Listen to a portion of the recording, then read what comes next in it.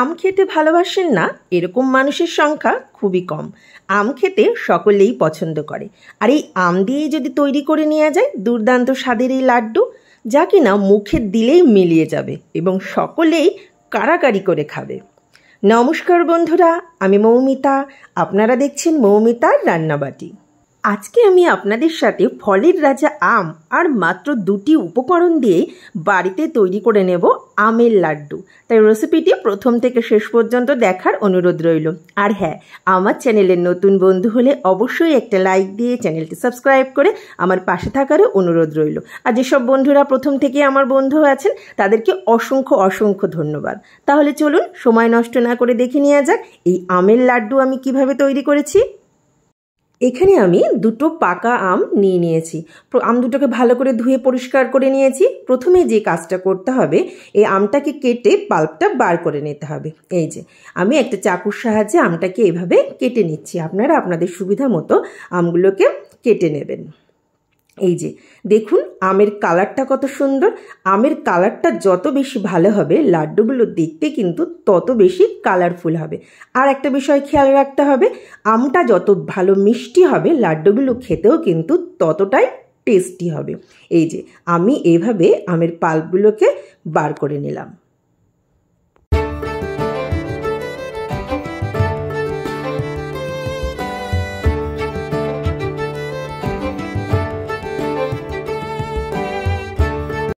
আমের পাল্পগুলোকে মিক্সিং জারের মধ্যে নিয়ে নিয়েছি। এবার একটা মিহি পেস্ট তৈরি করে নেব। এই যে ঠিক এইভাবে একটা মিহি পেস্ট তৈরি করে নিতে হবে। এবার গ্যাসে আমি একটা কড়াই বসিয়ে দিয়েছি আর এখানে দিয়ে দিচ্ছি মেজারমেন্ট কাপের 1 কাপ ডেসিকেটেড কোকোনাট বা শুকনো নারকেলের গুঁড়ো। আপনাদের কাছে টাটকা নারকেল থাকলে আপনারা সেই কোড়ানো নারকেলটা ব্যবহার করতে পারেন। এই যে এবার গ্যাসের ফ্লেম লোতে দিয়ে এই ডেসিকেটেড কোকোনাটটা একটু ভাজা ভাজা করে নিতে হবে। এটা কিন্তু অনবরত নাড়াচাড়া করতে হবে, তা না হলে এটা তলা থেকে লেগে পোড়া পোড়া হয়ে যেতে পারে। আর গ্যাসের ফ্লেম লোতে দিয়েই কিন্তু কাজটা আমাদের করতে হবে। এই যে এভাবে নারকেলটাকে একটু ভাজা ভাজা করে নিচ্ছি। দেখতেই পাচ্ছেন এর কালারটা কিন্তু অনেকটাই চেঞ্জ হয়ে গেছে। এই যে হালকা ব্রাউন কালার চলে এসেছে। এর থেকে আমাদের আর বেশি ভাজার দরকার নেই, তাহলে এটা পোড়া লেগে যেতে পারে। এইবার এখানে দিয়ে দেব আগে থেকে যে আমের পাল্পটা আমরা পেস্ট করে রেখেছিলাম সেই আমের পিউরিটা। দেখতেই পাচ্ছেন কত সুন্দর কালারটা এসেছে। এবার এখানে আমি এই আমের পাল্পটা দিয়ে দিচ্ছি। এখানে মেজারমেন্ট কাপের প্রায় 1 কাপ আমের পাল্প দিয়ে দিয়েছি। এবার এই নারকেলের সাথে আমের পাল্প খুব ভালো করে মিশিয়ে নিতে হবে। এই সমস্ত রান্নাটাই গ্যাসের ফ্লেম লোতে দিয়ে অনবরত নাড়াচাড়া করে নিতে হবে। তা না হলে কি হবে, এটা নিচে থেকে পোড়া লেগে যাবে আর তাতে লাড্ডুর টেস্ট এবং কালার দুটোই খারাপ হয়ে যাবে।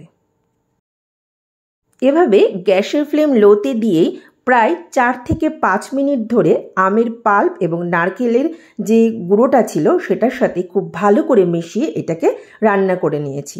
দেখতেই পাচ্ছেন কালারটাও কিন্তু অনেকটা চেঞ্জ হয়ে গেছে। এটা খুব ভালোভাবে মিশে গেছে। এবার এখানে স্বাদের জন্য দিয়ে দিচ্ছি 2 টেবিল চামচ চিনি। আমি যে আমটা ব্যবহার করেছি সে আমটা খুব মিষ্টি, তাই এখানে 2 টেবিল চামচ চিনি যথেষ্ট।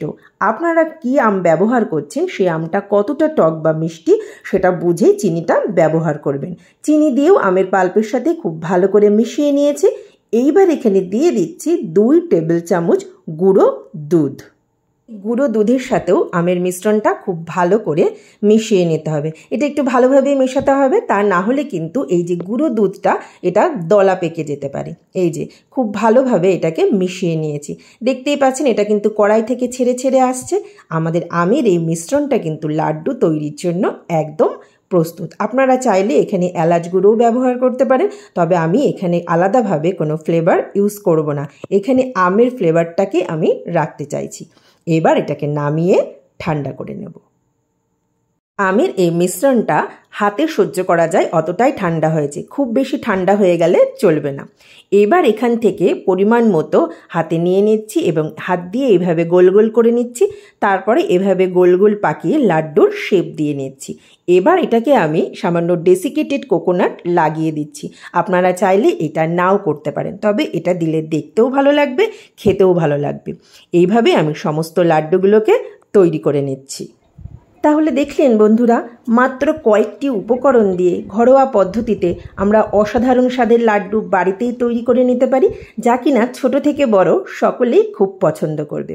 আর এই লাড্ডুগুলো তৈরি করে কোনো এয়ারটাইট কন্টেনারে ভরে আপনারা ফ্রিজে প্রায় 1 মাস সংরক্ষণ করতে পারেন।